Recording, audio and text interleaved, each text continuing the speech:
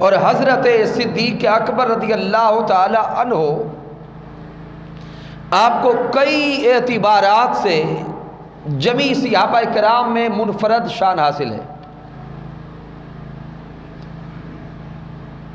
حضرت صدیق اکبر رضی اللہ تعالی عنہ وہ عظیم صحابی ہیں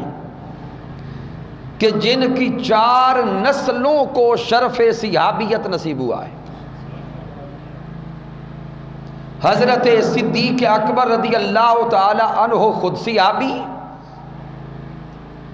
آپ کے والدین صحابی، آپ کے تینوں بیٹے حضرت عبداللہ، حضرت عبد الرحمن اور حضرت محمد بن ابی بکر، تینوں بیٹے صحابی، اور آپ کی تینوں بیٹیاں حضرت سیدہ عائشہ صدیقہ رضی اللہ تعالی عنہا، حضرت سیدہ اسماء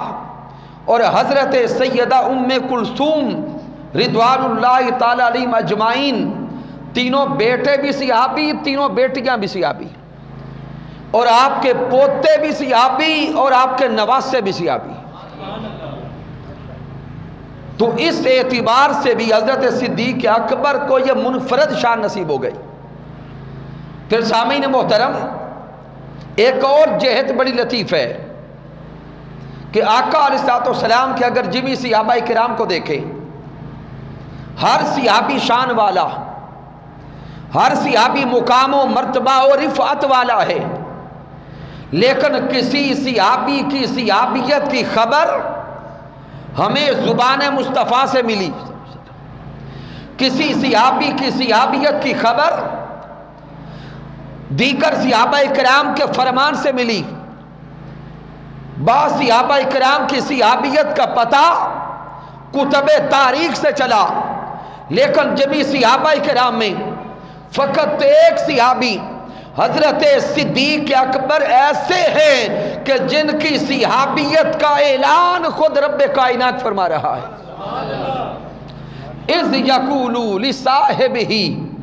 لا تحزن ان اللہ معنا، یہ کلمات سورۃ التوبہ میں نازل فرما کر مالک کائنات اعلان کر رہا ہے کہ میرے حبیب کا ہر صحابی اعلیٰ بھی ہے، شان والا بھی ہے، مقام و مرتبہ والا بھی ہے، لیکن جو شان، جو مرتبہ